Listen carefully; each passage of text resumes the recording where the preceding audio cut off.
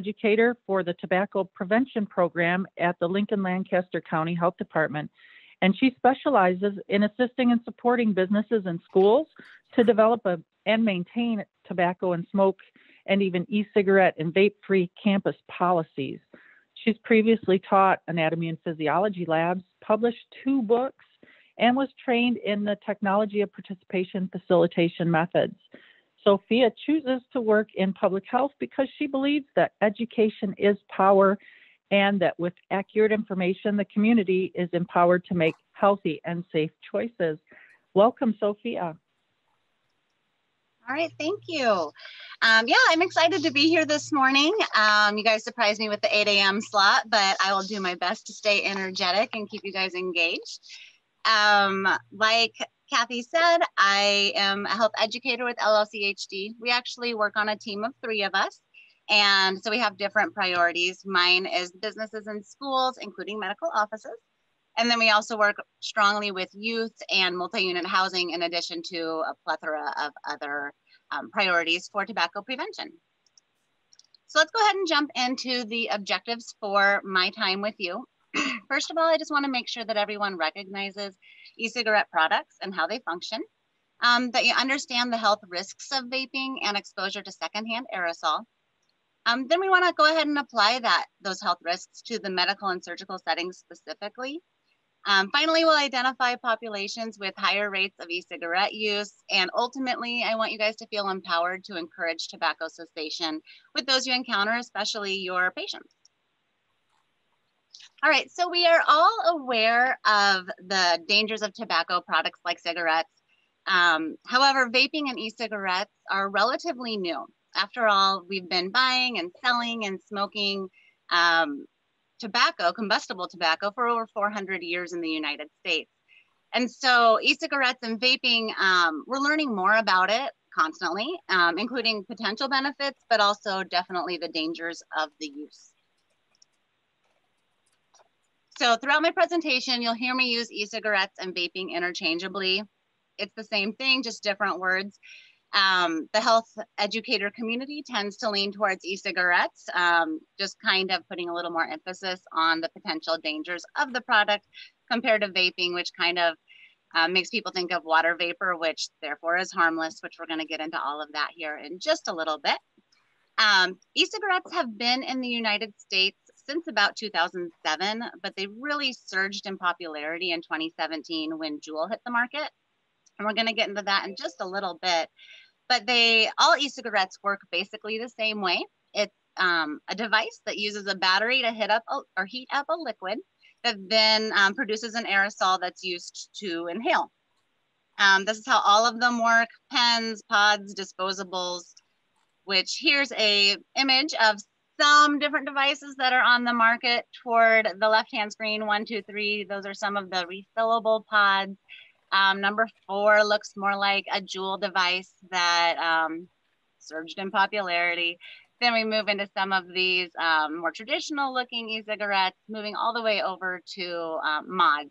And the mods are the devices that are primarily used for the big billowy doing tricks and things like that, that some youth and not youth are interested in partaking and performing and getting all the attention for. Cheating. All right, so go ahead and in the chat, if you didn't catch the answers that I accidentally clicked twice there, go ahead and put how many devices you see in this picture.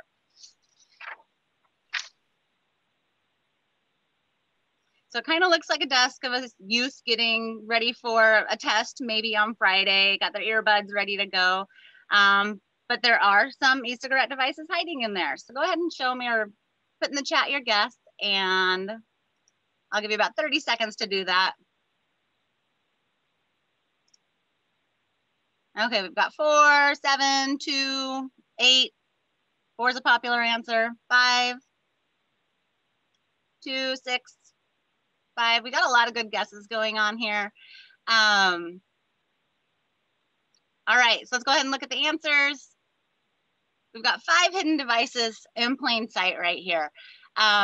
So we see one that looks kind of like a highlighter, another one that looks like one of those drink enhancement, like a Mio device, one that basically looks like a pen, another USB looking device like a JUUL, and then another potentially drink enhancement, or sometimes highlighters look like that too. So the tobacco industry and the vaping industry are getting really clever, I guess, at marketing toward the youth and actually manufacturing for youth use to make it easier to use in public places. And so we're going to jump back to JUUL here because this is kind of the most familiar example for e-cigarette product use, especially for youth. So JUUL started in 2017. It became super popular because it was just so convenient and conspicuous. And then they had these fun flavors like mango and creme brulee and just enticing flavors that were more appealing to youth. So FDA stepped up and said, hey, we need to do something about this. And that's when the flavor ban started taking effect, leaving JUUL with 2 flavors, tobacco and menthol. However, there was a little bit of a loophole in that flavor ban where it's cartridge based. So as you can see from the picture here, the JUUL device works with one reusable device that actually you inhale from, and then those charging pods that are removable, and then you can just put a new one on. So in the regulation for that flavor ban, it specifically says cartridge-based devices, which left the vaping industry this whole world of opportunity in disposable devices. So here's just a few that I found just with a quick internet search of vaping devices that you are readily available. You'll see they're super brightly colored. They look like they're fruity. You could even get one if you're into beards. Who knew? But look at all these flavors as well. Oh, I don't have them listed, but there's flavors such as like USA Blend, Gummy Bear, Blue Raz, Cotton Candy, Black Mamba, and the ever popular OMG, which is Orange, Mango, and Guava. There's thousands of flavors actually that are still available to anybody in the US, especially youth. We do find that youth are primarily using flavored products. My daughter actually walks dogs for a local businessman near her school. She's in middle school, and she's often sending me pictures of these devices on the ground that are just disposed because they are disposables. However, there's no safe way to dispose them, especially not just laying there right on the ground. Most of these disposable devices are at 5% nicotine, which means 50 milligrams per milliliter. It's the equivalent of about a pack of cigarettes for the standard sized devices, which are about 300 puffs. However, some of them they've really put into an XL category, and there's devices that are up to 3,300 puffs, so over 3,000 puffs, which is really problematic because one comment that users of e-cigarettes have said is that there's not that mental cue that someone gets when they're smoking a combustible cigarette that, oh, I'm done smoking. It's time to move on to something else because I finished that cigarette. I'm going to put it out and go back inside. This device is handy, it's inconspicuous, and it just goes on constant use. You never get that mental cue that says, I've had enough, I need to stop. So that's another problem that we see with e-cigarette use and the challenges associated with it. So let's jump in and find out like what are the ingredients that are actually in e-juice. It's fun that we call it e-juice to make it more enticing as well. When I started in this particular position a couple of years ago, I did a Google search for vaping ingredients, and the first thing that came up was like banana, mango, strawberries, and thankfully Google's upped their game, and now it's talking about more of the chemical components of the e-juice, which we'll get into right now. So most devices do contain nicotine. There definitely are people, proponents of e-cigarette use, that tout that there's zero nicotine products, which those are available. However, studies have shown that that percent that you're expecting to get in the e-juice is It varies tremendously. It can vary up to 178% from the study that was referenced, from what is on the label. So that's a very big discrepancy right there. And the other challenge with nicotine, we know it's highly addictive, but the nicotine that's in e-cigarettes is primarily a nicotine salt, which allows for a higher concentration of nicotine and a smoother taste or a smoother mouth feel. It's less harsh. You don't get that throat hit, which comes directly off of an advertisement on a vaping retailer. But it makes it so that it doesn't feel like it's wrong, doesn't feel like it's bad for your body, but also really increases the opportunity and the speed of addiction to nicotine. However, even if nicotine's not in the product, there's still these dangerous chemicals. For instance, we have vegetable glycerin and propylene glycol. Both of those are humectants, very familiar with the FDA and approved by the FDA for ingestion. However, we all know that there's a big difference between ingestion and inhalation. So we definitely don't want those moisture holding humectants in our lungs where they can't get out and then produce additional problems for us. The other thing that's different is we have the flavor ingredients and dyes, which on their own, yeah, they could possibly be okay. Who knows? Probably not for inhalation. But another challenge is that heating of the device. And so that heat brings the opportunity for chemical reaction, which changes the chemical makeup. And again, like I said before, there's thousands of different flavors. So testing for all of these isn't regulated and makes it really challenging to identify each device, each flavor, each opportunity. So that's the juice. And like we said before, the juice heats up and turns into this aerosol. You'll notice that I keep on saying aerosol. I don't say vapor. I'm going to read a little quote here because it spells it out really well. The American Society of Heating, Refrigerating, and Air Conditioning Engineers concluded that electronic smoking devices emit harmful chemicals into the air and need to be regulated in the same manner as tobacco smoking. E-cigarettes don't produce a vapor, but rather a dense, visible aerosol of liquid submicron droplets consisting of glycols, nicotine, and other chemicals, some of which are carcinogenic. Here, we see a picture of a few of these carcinogenic chemicals that have been found in the e-cigarette aerosol. There's 10 that have been identified from the California Prop 65 list. In addition to the ones listed here, there's also acetaldehyde, formaldehyde, isoprene, lead, nickel, nicotine. And so those are identified chemicals. There's also the volatile organic compounds and ultrafine metal particles. The ultrafine metal particles are a result from that heating of the vapor. So it's a battery in this device and heating it up. So batteries, we know, are made of metal.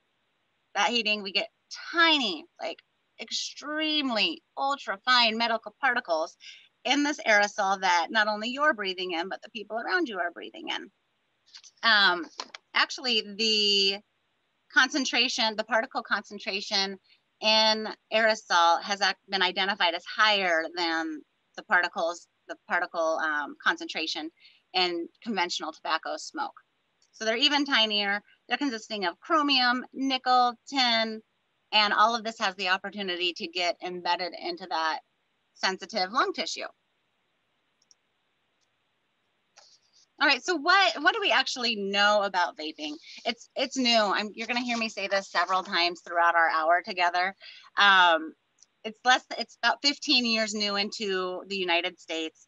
And so we're always constantly learning. But what we do know is that e-cigarettes are definitely not safe for youth, young adults, pregnant women, and certainly not people who aren't already using tobacco products.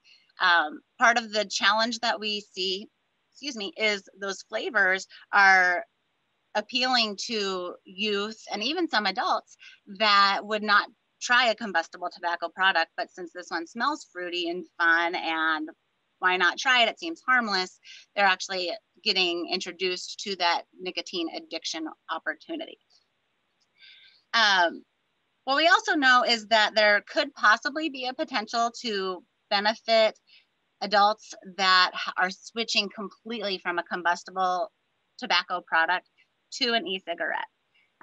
We hear testimonials about that all the time, but we are definitely going to be providing recommendations based on the research, which FDA has not approved it as a cessation device. And the one challenge that there is with switching or using e-cigarettes as a cessation device, we'll say, is that most people don't completely switch.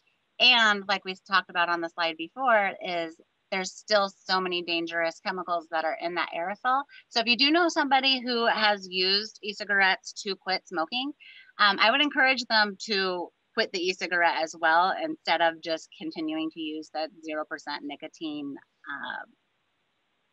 e-cigarette or liquid. Basically what we're saying is, even though the e-cigarettes are likely safer, obviously we could use the old adage of it's not safe to jump off the top of a building, but it's also not safe to jump off the third floor of the building. So it's safer, but it's definitely not something that we're going to recommend as safe. All right, so our health risks of vaping.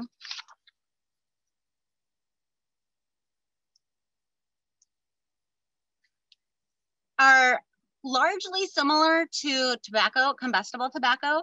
Some of that's due to the nicotine, also like you're just breathing in harmful chemicals.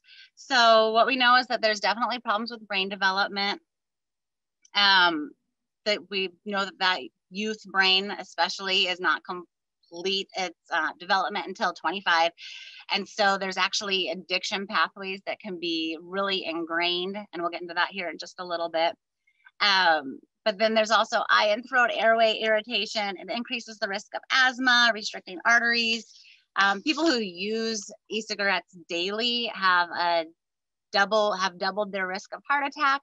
And people who use have dual use, so both combustible cigarettes and electronic cigarettes, they have even higher risks than using either of those alone.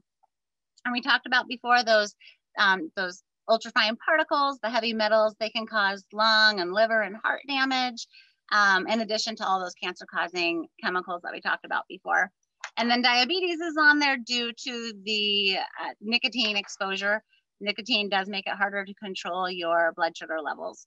So lots of risks that are potentially out there. Like I said, we still need to continue our research to refine even more what the health risks are. However, we do also know that because all of this is in that aerosol that people are exposed to, despite it smelling fruity and wonderful and not offensive at all, it still poses a similar risk as secondhand exposure still poses similar health risks as the person who's intending to use the device. So specifically here, let's talk about the brain for just a moment. Throughout your childhood, that brain is always growing and developing and forming those neural pathways. You guys, I'm sure, know more about it than I do.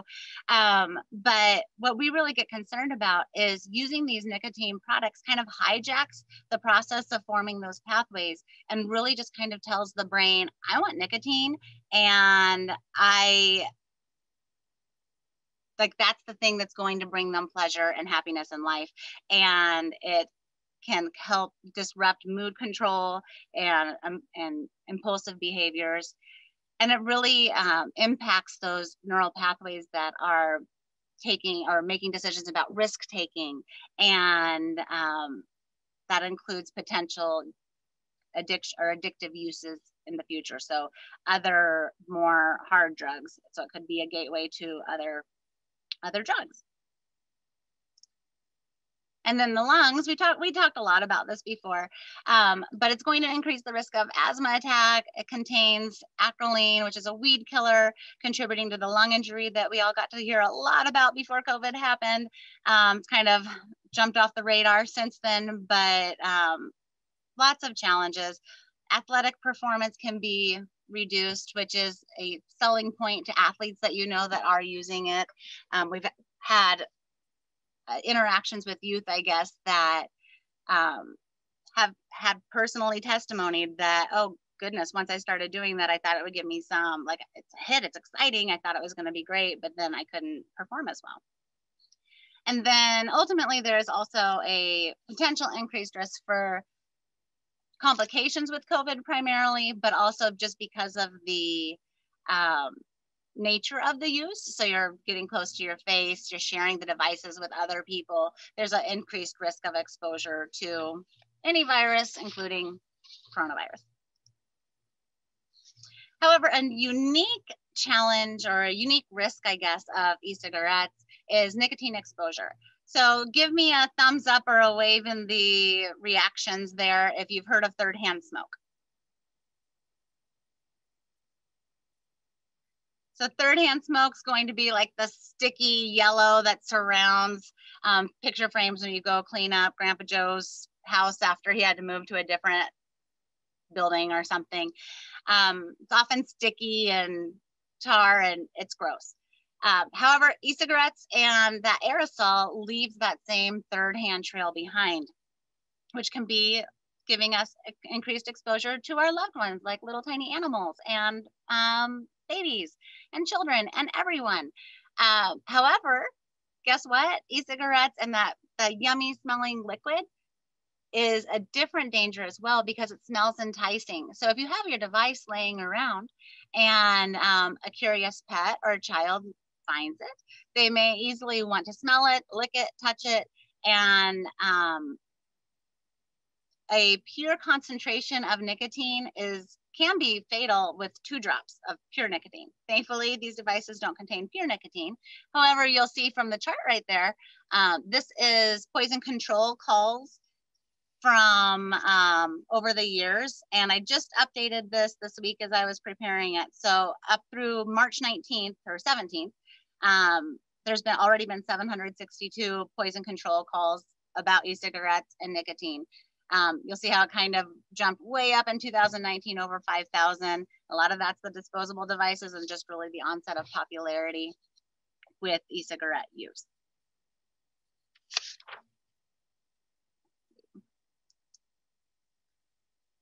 Okay, and one other special thing about e-cigarettes and risks is the risk of fires and explosions.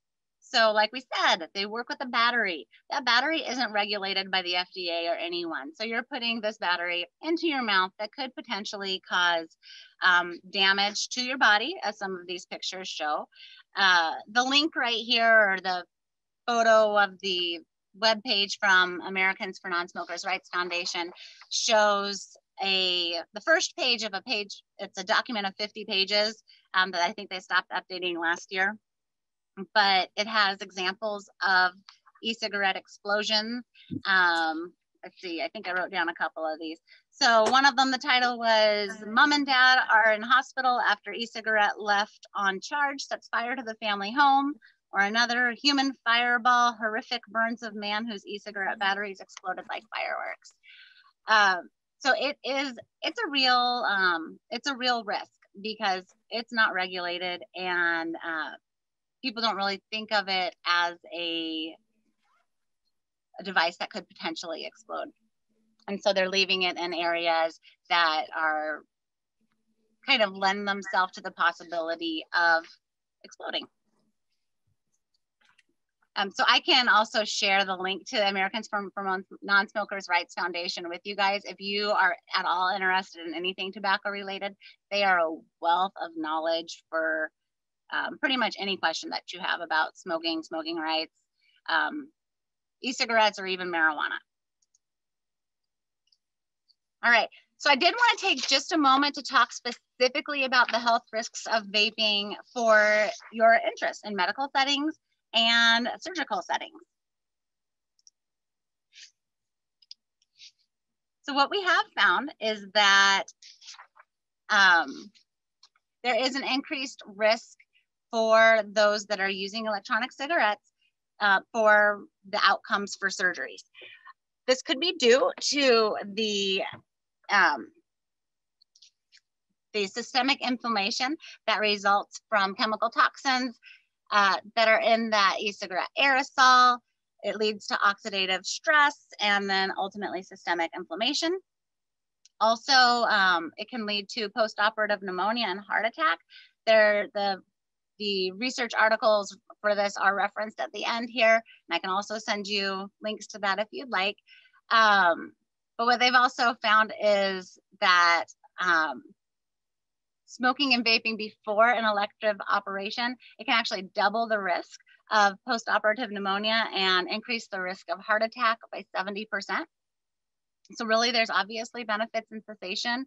It can reduce the risk of complications. You'll see both those bullet points in there, however, that more research is needed. There is limited research as far as the specific health results or risks for surgical.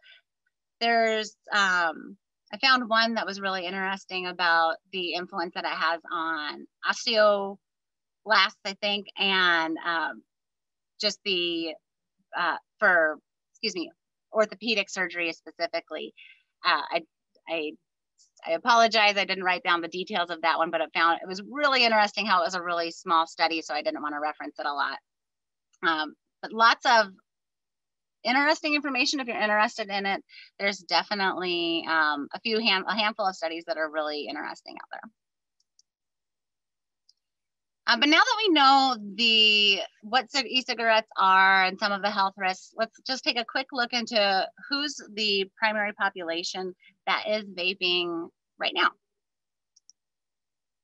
And in case you didn't catch on to the way that I talk about this, is youth and young adults is definitely the primary population that uses e-cigarettes. You'll see from the graph right here that last year in 2019, I guess, we reached a peak of 27.5% of high school students using e-cigarettes. Extremely alarming. We all buckled down. We're really trying to focus on prevention.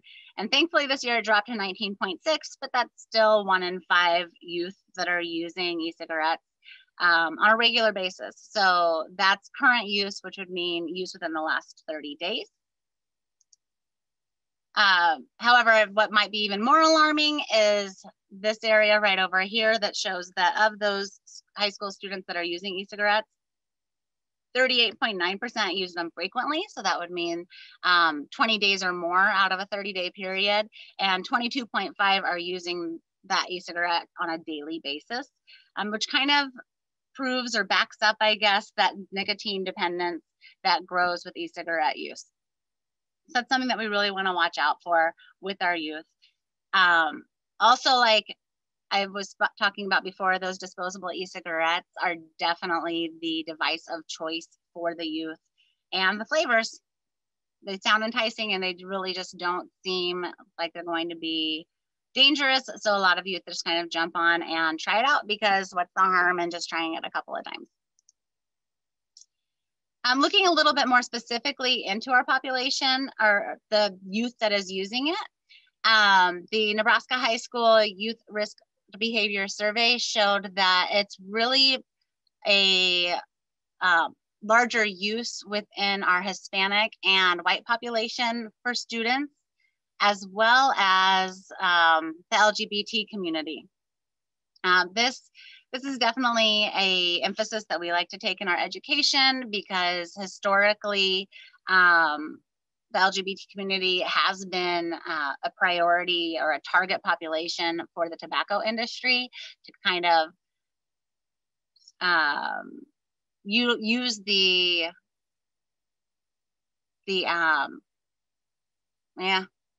just to target them and use their pride and challenges that they face and kind of twist it around to make tobacco be the answer. So even though we know that it's bad, what's attracting youth to use this? Why are so many youth using e-cigarettes?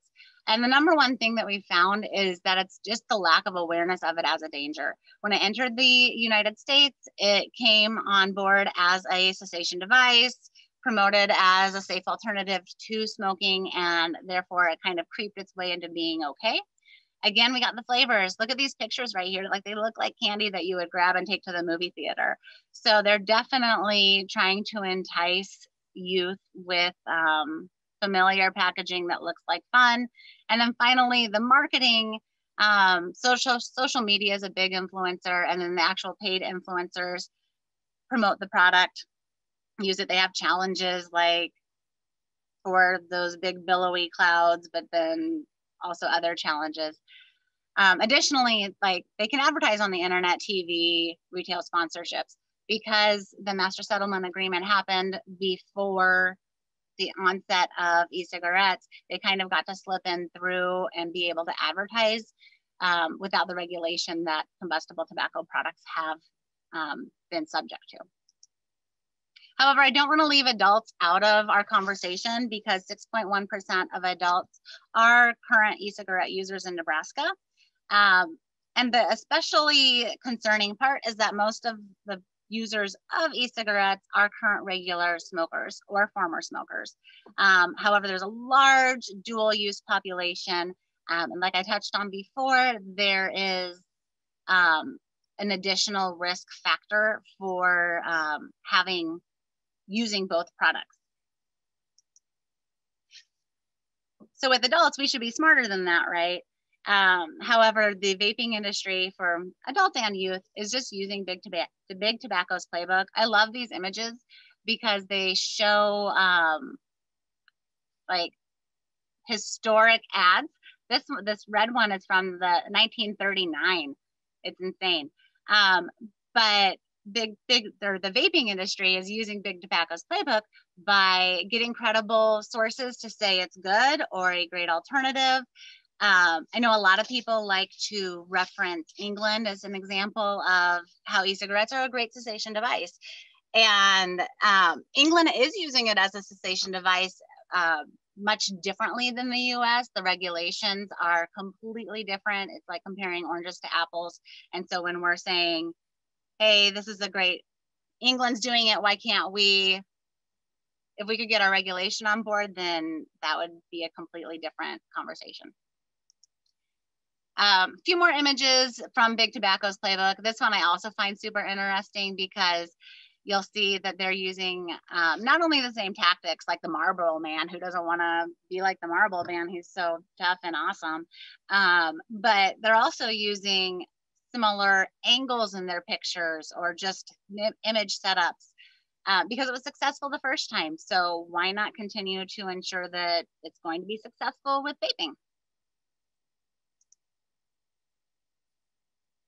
Okay, so now we know who uses it. This one might be a little bit more for personal use. If anybody knows someone that could potentially be vaping, if you have a youth in your home, there's a 1 in 5 chance that they might be using these on a daily basis. So some signs of use are frequent restroom breaks, odd smells of fruit and candy. I have a 13-year-old daughter, and if her room smelled good when I walked in, I should be concerned because it definitely does not smell good on a normal basis.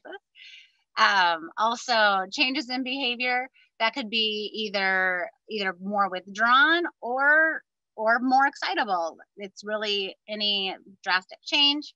Also disappearing money, because those devices, although are an affordable option compared to some combustible products, they're not cheap. A regular disposable device costs about I think $7.99, unless it's on sale, then you could perhaps get it for $6.99. And then that just goes up from there. So disappearing money and secrecy, and then also unexplained outbreaks. So if there's a lot of cold, flu, anything from sharing those devices that can be happening, that could be a sort of red flag that there could be some vaping use happening within that friend circle or community of youth or even young adults. All right. So now that we're aware of what e-cigarettes are and the potential risks and who's more likely to use them, I really wanted to dive deep into my #1 goal for today, which I was super excited about the opportunity to speak to you guys, because I want you guys to feel empowered to have cessation conversations with the people you encounter, because you're superheroes in your position. So now we're going to do our quick poll. We can get it up there. It really is just, how often do you have tobacco cessation conversations with patients each month? So this will kind of give me a guideline on what we need to do, or what we're going to talk about for the next couple of minutes here.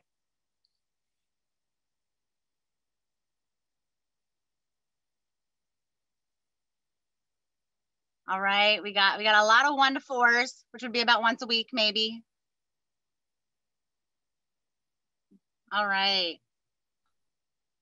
Got a few of you doing 15 to 30. That's great. Almost every day.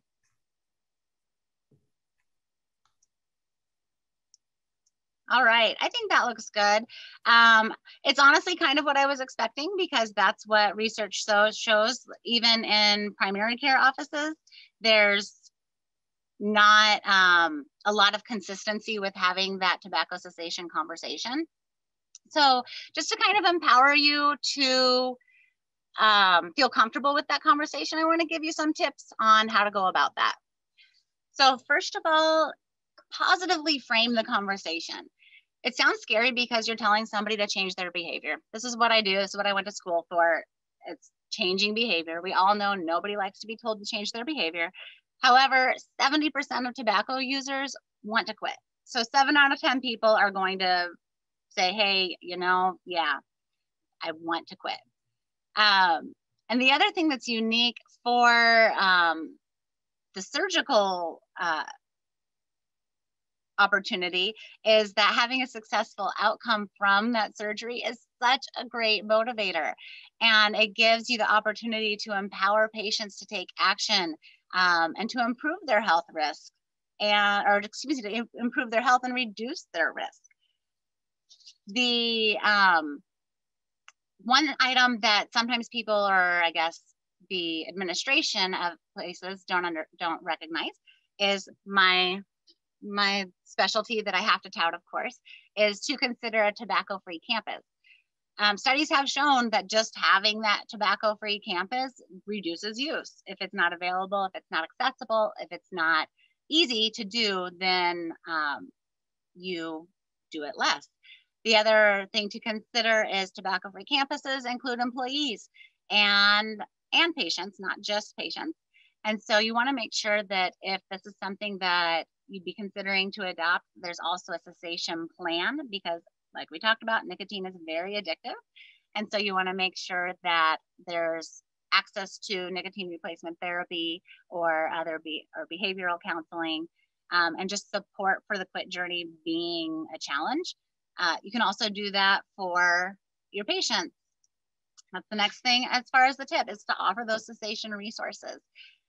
The Nebraska Tobacco Quit Line, quitnow.ne.gov, has fabulous resources for healthcare professionals. You can refer online, you can refer by fax, and that helps them get set up, especially for Medicaid patients, because they are going to need to have a physician referral in order to access the services. If you don't feel like your office is the right place to do that, refer them to their primary care physician so that they can get that support from the primary care physician. And then another option is just a text-based system, which is primarily focused for that youth and young adult population, those 13 to 24. It's offered through the Truth Initiative, which you can access that by texting Ditch Vape to 88709. All of these are confidential. All of them are free. The Nebraska Tobacco Quit Line is available 24 hours a day in over 200 languages and free for those 16 or older. For those over 18, there's usually opportunity for free nicotine replacement therapy. So those are some great resources to have on hand. Even if you want to just have materials to display in your office, the Tobacco Free Nebraska at quitnow.ne.gov has resources that are available, or if you're in Lancaster County, you can contact me and I'd love to help you get set up. Or if you're not in Lancaster County, you can contact me, and I have a great network with other educators across the state that could also help you get these resources to support tobacco cessation. And finally, just recognize your important role. Studies have shown that participation in a quit program before surgery makes the individual more likely to stay quit even after the surgery. Patients want their operation to go well. We talked about that before. And so many patients will do whatever is needed to make their surgery a success. That surgeons or staff can provide their patients with resources to be able to stop smoking and help create the environment that leads to success.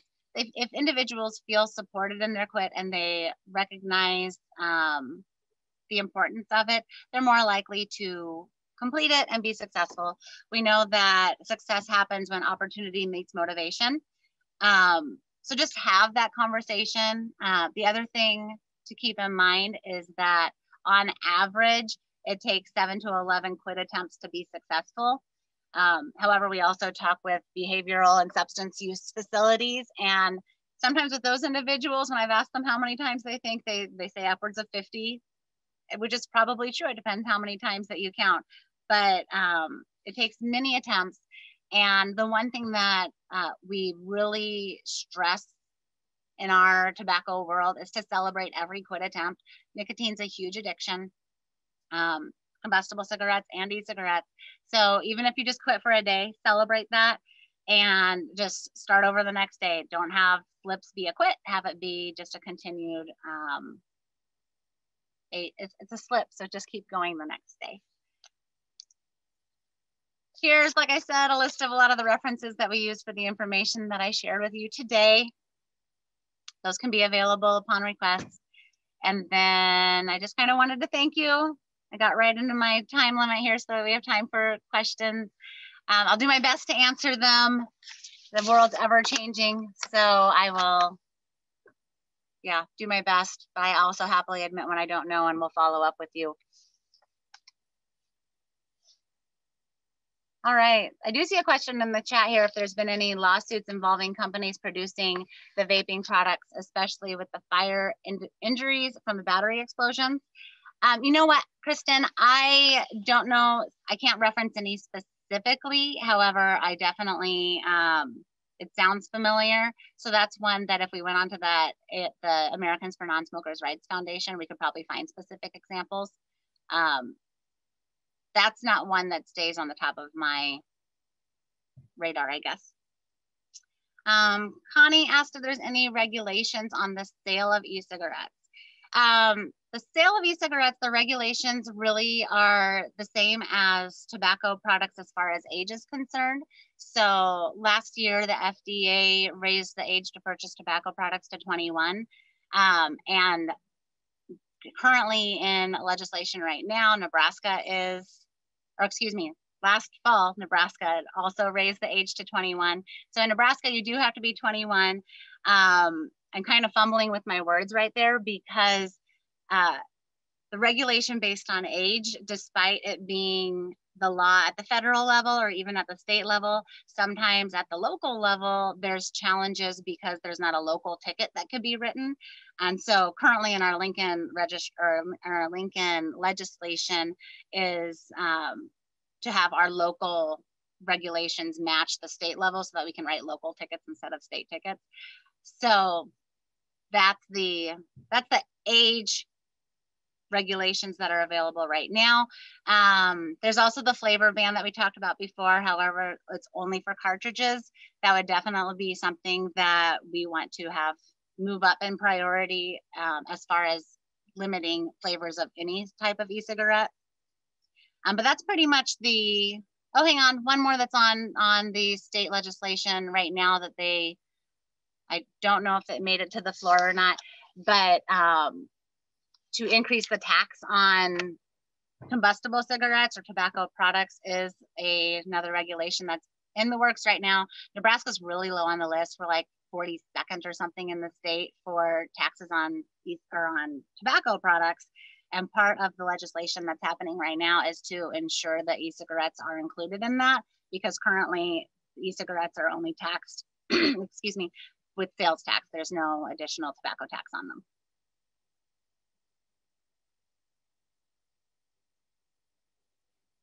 Hopefully that answered your question.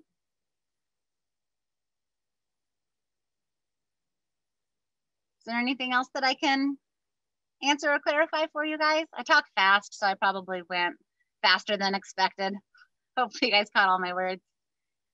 What is the process for those percentage of high schoolers getting the e-cigs? So I think the question is, how are youth getting the e-cigarettes? So I'm going to go into that. If that's not it, Connie, let me know. But generally, the highest source is from social sources. So that would mean having a friend that's old enough to purchase and having them purchase it for you. Taking the devices from older household members, parents, older siblings. That's substantially the highest way that people get it. However, we also do compliance checks to see if retailers are selling devices to youth. And it's actually kind of raised a little bit in the last year or so. We used to kind of stay around 7% for all tobacco products. But in the past year, it's kind of, sometimes it's jumping up a little bit higher. It crept up to, I think, 13.5. Don't quote me, but it's right around there for 2020. So that was really concerning. Typically, as far as, it's less than 10% as far as people, like when they take that youth tobacco survey, saying that they actually go into a retail establishment to purchase it. But even though it's a low amount for people saying that's how they get it, we still want to make sure that that's not happening. Really, for best practice for reducing youth use is to have retailer consequence, I guess, for selling versus like a minor in possession for alcohol.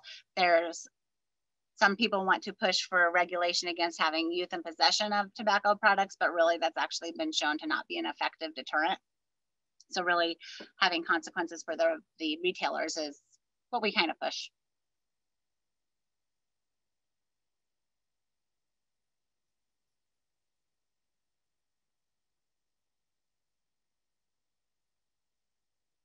Anything else?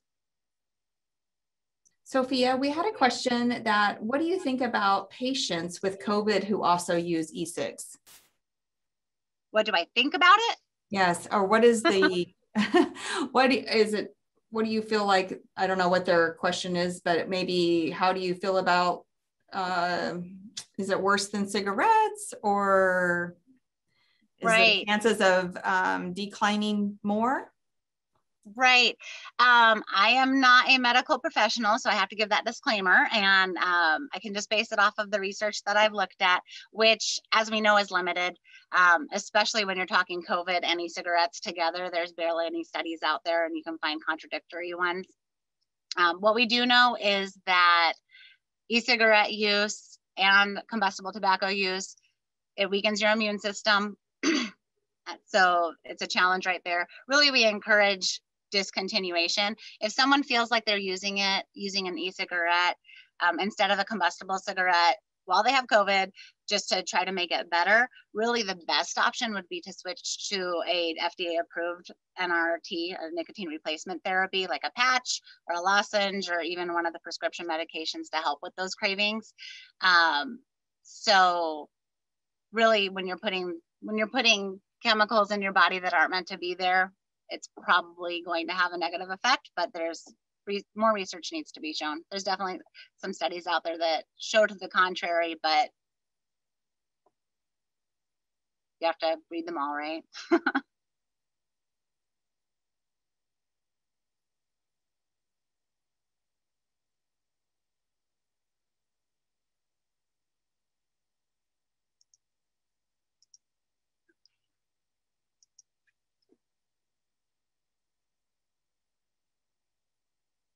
All right, well, we're waiting to see if there's any last minute questions. You can see on the slide, there's my contact information. I'm sure you can get it from Jen as well. If you guys have any questions, if you think of something that comes up, or like I said, just having those resources available is sometimes very helpful. And if you need help accessing those, feel free to contact me. I'll get you in touch with the right person if I'm not the right person. Oh, I do have one more question, Sophia. Yeah. How dangerous is the secondary smoke? Are we talking about secondary aerosol? Just that's what they said. Let me see if they just how dangerous is the secondary smoke. So I'm not sure. Secondary smoke. So we know from, you know, from vaping. From vaping. I'm sorry. Yeah. Okay. So thanks, Anne. So that's the secondhand aerosol that we kind of talked about, and really it's like secondhand smoke from tobacco products or combustible tobacco products, where you're breathing in the same thing.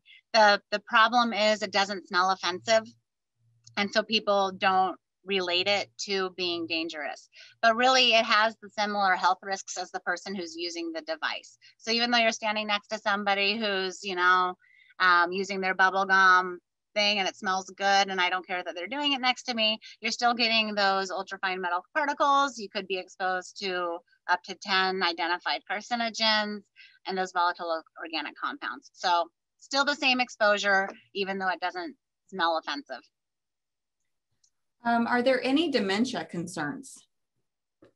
That is something I have no answer for. That sounds like something that would be really interesting to research, and I can get back to you if you want to message me your information. Okay, and then let's see here. Are schools having you come in for in-services? You know, when vaping started in 2018 and 2019, we did a lot of education for the teachers at in-services to help identify. Since then, we've done some classroom presentations. Even now during COVID, we're doing some virtually, since outsiders aren't allowed in the schools. And we actually have an upcoming campaign that we're working with LPS and some of our other county and parochial schools to do a vaping prevention campaign where we put mirror clings with messaging about the negative effects in bathrooms, since that's where people are often doing it. So we're piloting that actually next week, or in the next couple of weeks here. So that'll be exciting to see the results from that one. We're always available to do presentations. We really feel that the most effective use of our time and our education is to share with the teachers so that then they can use that rather than doing the classroom presentations, but we're happy for either. Did she get you? Is the side effects the same for nicotine toxicity from vaping if on nicotine patch? Does that question mean is nicotine effects from the patch the same as from vaping? I think so. I think so. Probably. I'm gonna say that one. I'd need to research that a little bit closely. The difference is, like, if we're talking solely nicotine, yeah, you're getting nicotine exposure both ways. The problem is with vaping, you're getting that propylene glycol, you're getting the vegetable glycerin, you're getting all those chemicals that are created from the interactions of the flavors and the dyes. So nicotine, if we're doing nicotine and nicotine, I would assume that it would be the same, yes, but there's so many other things involved in vaping. Plus the nicotine patch is FDA regulated, so you know what's in it. You know how much nicotine's in it.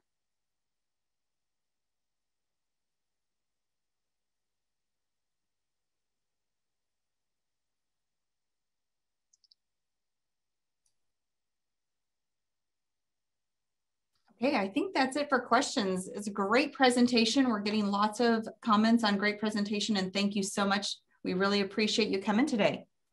Great, thank you. It's been lovely having me, or having you, being here. I told you I'm not used to 8 a.m. But I hope you guys enjoy the rest of your day here. It seems like you got some great stuff on your agenda. So thank you. Thank you so much, Sophia.